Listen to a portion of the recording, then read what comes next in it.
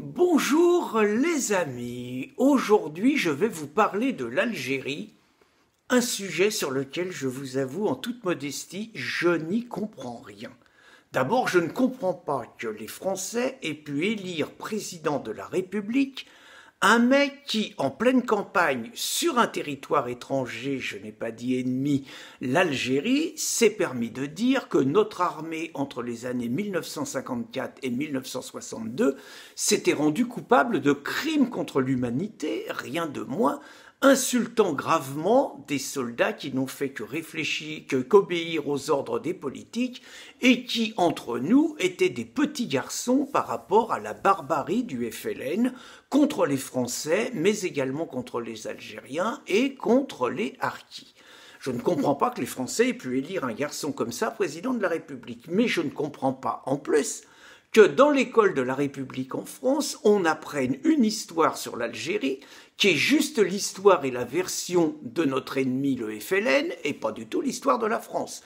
Je ne comprends pas que les jeunes Français ne sachent pas qu'en 1830, les Français sont allés en Algérie pour mettre fin au barbaresque, à l'esclavage qui sévissait dans la mer Méditerranée et qui fait que 1 million de personnes, hommes et femmes majoritairement chrétiens, avaient été livrés à l'esclavage, parfois sexuel. Donc, je ne comprends pas que le 19 mars 1962 soit devenu un événement fêté en France alors qu'il marque une défaite. Une défaite qui est juste une trahison parce que De Gaulle, en 1958, a expliqué aux pieds noirs qu'il les avait compris et en 1962, alors que nous avions gagné militairement la bataille d'Alger, il a demandé aux Français de quitter l'Algérie. Je ne rentre pas dans le débat si c'était bien ou pas, mais j'avoue que ça, je ne comprends pas.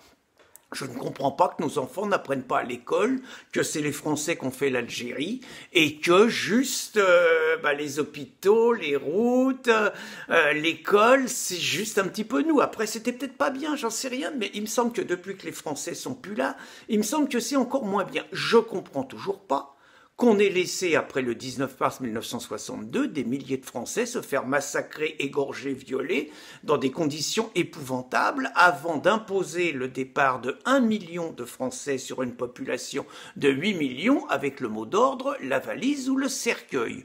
Je comprends encore moins qu'après cette forfaiture, après qu'on ait abandonné les Harkis massacrés dans des conditions épouvantables, je comprends encore moins qu'on ait accueilli en France des centaines de milliers d'Algériens, plutôt proches du FLN pour beaucoup, qui venaient continuer la guerre sur notre territoire. Je ne comprends pas qu'on ait abandonné les Harkis, je ne comprends pas qu'on ait accepté des Algériens souvent hostiles sur notre territoire. Je ne comprends toujours pas non plus qu'on puisse avoir la nationalité franco-algérienne.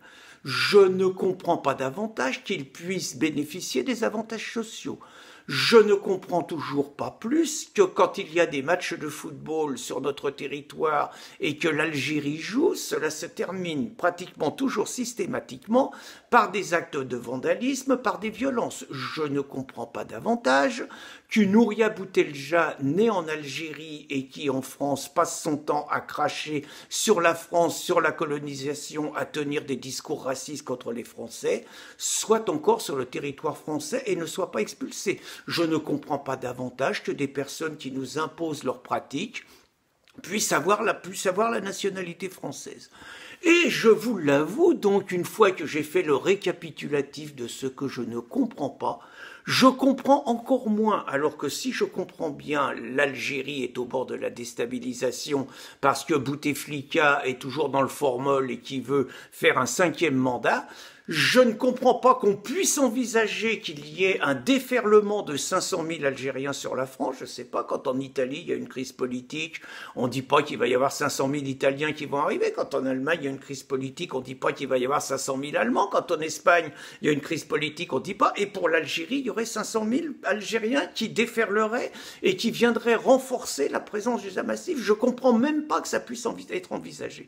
Mais ce que je comprends encore moins, c'est que personne dans ce gouvernement, personne dans ce régime n'explique aux Français ce qu'ils vont mettre en place pour éviter justement la catastrophe de la déferlante de plusieurs centaines de milliers d'Algériens en France. Et s'ils ne veulent rien mettre en place, je n'ose penser qu'ils soient complices et qu'ils soient d'accord pour que 500 000 Algériens qui vont compléter l'invasion migratoire quotidienne de 400 000 nouveaux venus puissent se pointer en France.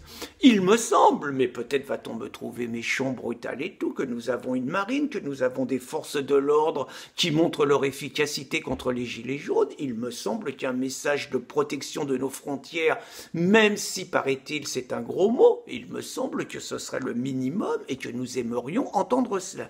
Et puis, écoutez, en 62, on disait la valise ou le cercueil. Moi, j'ai envie de dire la France ou la valise. Et pour quelques-uns d'entre eux, c'est la valise parce qu'ils n'aiment pas la France. Je suis étonné qu'on ne dise pas ces évidences. Bonne journée, les amis.